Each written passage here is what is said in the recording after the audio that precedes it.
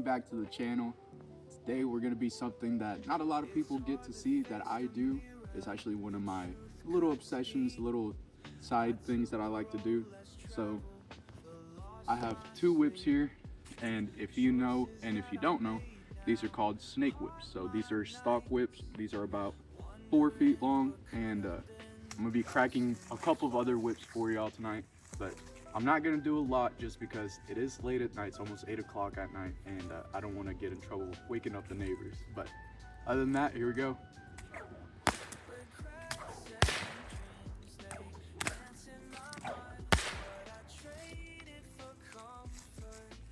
All right, guys.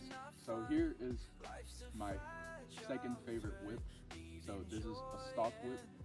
It is the Bengals color. I did not choose that. I just thought it looked really pretty. But I'm gonna do a couple cracks for y'all with this one. This is once again my second favorite whip. And the way I got into this is because I love rodeos. I'm from Texas, so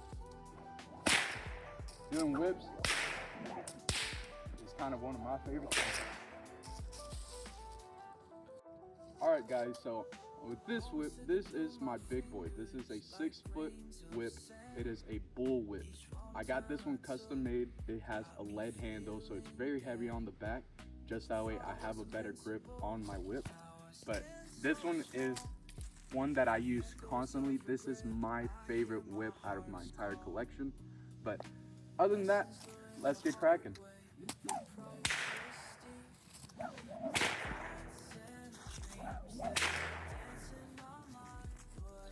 Hello guys, welcome back. We're inside now. I hope y'all enjoyed the intro. We're gonna be talking about my whips because honestly I have nothing else to talk about right now. It is currently like 9 o'clock at night and I'm bored. First, say hello to Lexi. She is accompanying me in the background. She is a real sweetheart and I hope y'all enjoy having her on the videos every once in a while. She makes herself known in some of my videos because she likes to meow in the background. But we're gonna start off with something that is shit. It is one of the first whips that I ever made when I first started getting into whips and stuff like that. And the way I started getting into it, if you heard in the intro, was because of rodeos. So I don't know if y'all have ever been to rodeos, but sometimes they have whip shows. I also went to it's like a flea market back in my hometown in Texas, which is where I'm from. And they did a whip show there, and it absolutely impacted my life. I thought it was the coolest thing. I thought it was a nice alternative to make a nice loud bang without having a gun. Which, don't get me wrong, I love my guns too. But this one, I used to call the Deadpool. It is literally just paracord, wood handle, paracord running through this. There's no metal BBs or anything. Like, you can see this thing is stiff. Look at that. It is stiff. But surprisingly, this whip actually functions very, very well. It'll give you the cracks you want and everything in between. And the reason why is because the taper. So if you make whips, you know that tapering is super duper important for the functionality of your whip. Now, I knew that because I watched a lot of YouTube videos over it. But with this whip, you can tell it goes from nice and thick and slowly, ever so slowly, just goes down into a taper and gets thinner and thinner. And then we get to the loose part that's not covered by tape. Now, where I thought I messed up was I have a single thick piece of paracord that goes into a double braided strand of paracord. Now, this is just 2 pieces of empty paracord that's gutted and literally just braided together. And then it goes back to a short piece of single, and then you have your cracker at the end. Now, when it comes to a more professional whip, so I'm going to show you, this is basically a step up from that one. This is not the best whip. These are my snake whips, which you saw at the very beginning of that video. Now, snake whips are basically a stock whip, and it is more of it's short, so it's only yay big, and obviously you have your taper on it. But these are supposed to be able to make you crack a lot faster. I do not have that type of talent, or at least I haven't mastered it yet. But I do enjoy using these. I think they're quite fun, and these are really good for beginners, in my opinion, because the handle is nice and light. It's got the nice leather handle on it, so it gives you excellent grip on it. And this thing is so tough, this thing will never come off. Now, if you're trying to get into whips, what I would recommend is try to get you a 4-foot whip, so at least that way, if you're going to hurt yourself, it's still gonna hurt, but there'll be a little bit less damage when it comes to it. And yes, I have hit myself many times. I've hit myself in the head, the face, the back, the legs, anywhere you can think of, I've probably hit it.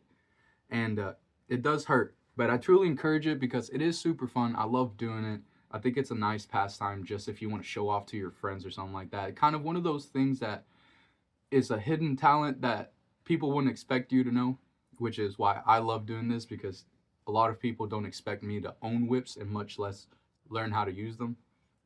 But I have 2 of those, and if you can tell, yes, the handles are 2 different colors. That is okay. I have no problem with that. I love these. They're made out of the same type of wood, just obviously different sections of the wood, so it gives it a darker color. And this one is from the outer ring, so this one has a lighter color to it. But they're exactly identical. You can tell that the grips come all the way down to the same spot. Also, top grips hold the whip at the same spots, and the whips are identically long because these are twins. These, you buy them 2 at a time. Snake whips are always going to come in pairs.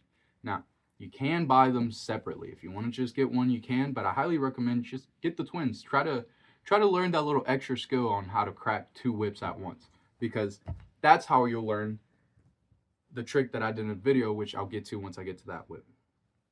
But my stock whip. This is, like I said in the video, it is a Bangles color whip.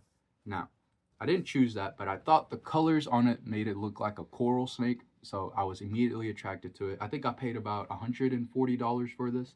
And yes, some whips can get very pricey.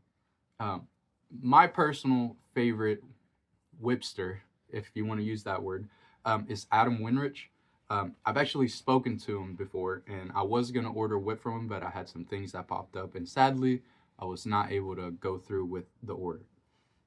But he didn't make the whip or start to make the whip yet, so it was completely fine. He understood, which, by the way, shout out to Mr. Winrich. He is such a kind man. He is so awesome. I watch his videos all the time. I think I've watched almost all his videos on his YouTube channel. But he's also part of the reason that I got into this. And also, if any of y'all know Caliber Whips, which is another gentleman that I've spoken to, I think he's around my age.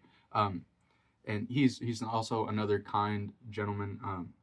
And the whip culture is full of such kind people, which is so weird because it is a culture. Like there's a lot of people that are really into doing this type of thing because it's not very common.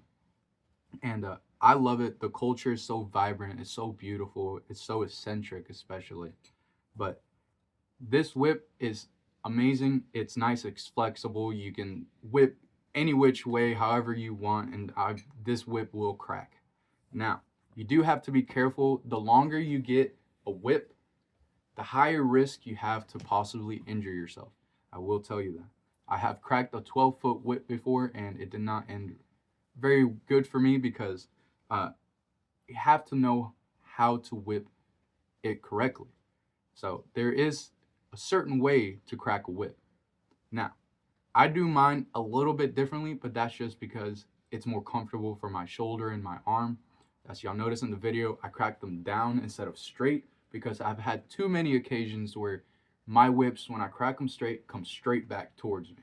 And now, there is a way to step over that little inconvenience, which is once you crack it, lower your hand down, which is what I do, but I just crack mine straight.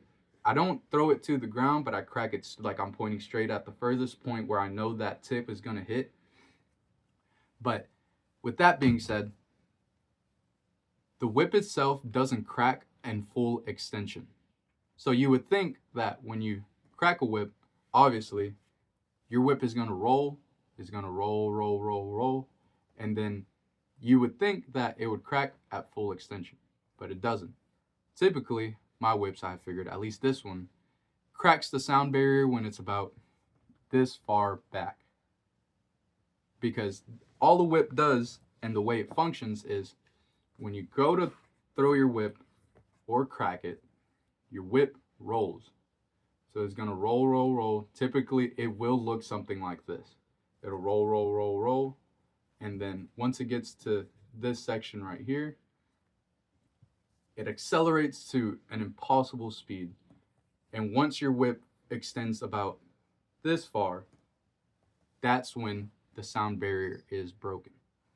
Now, does that have to do with how loud your cracks are?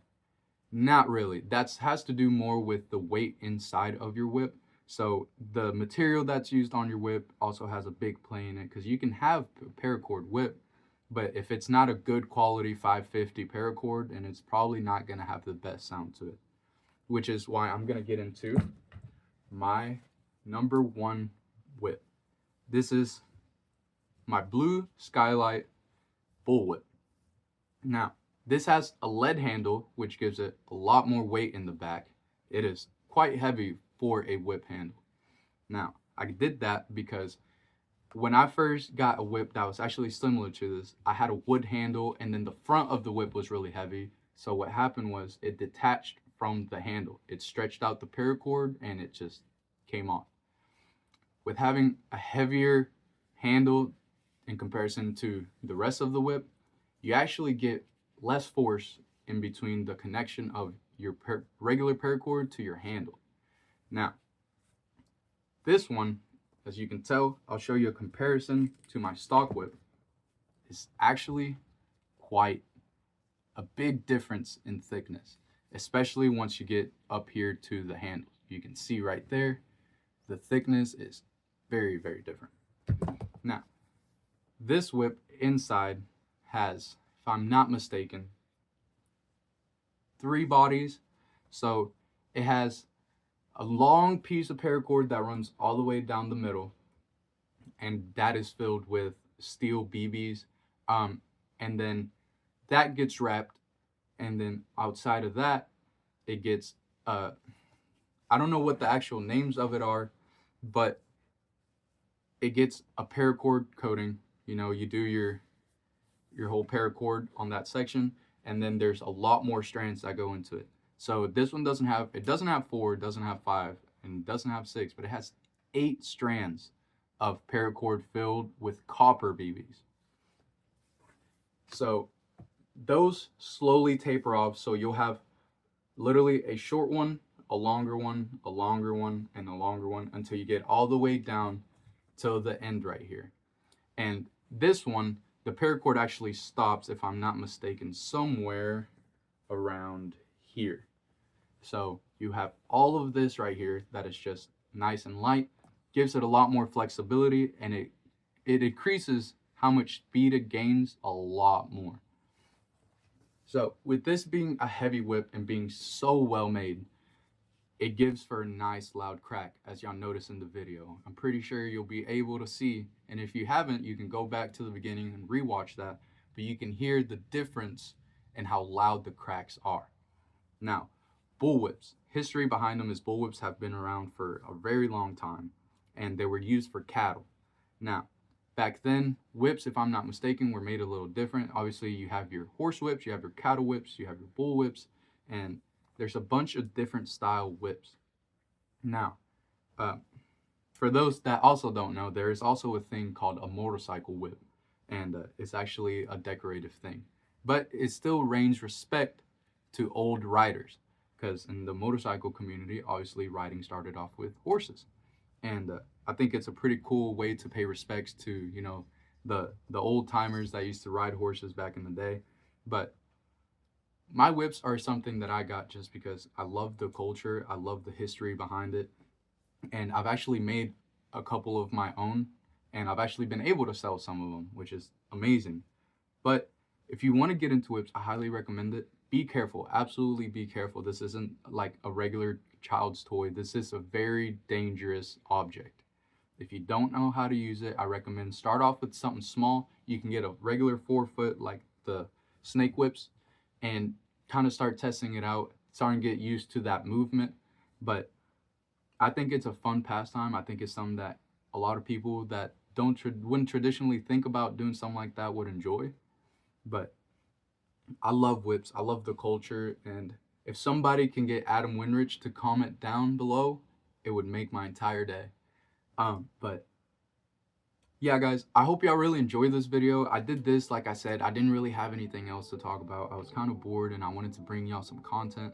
But from me and Lexi behind here, we wish y'all the best. We hope y'all have a great night, and I hope y'all have a fun time watching this video. I took the road less traveled, but lost my sleep.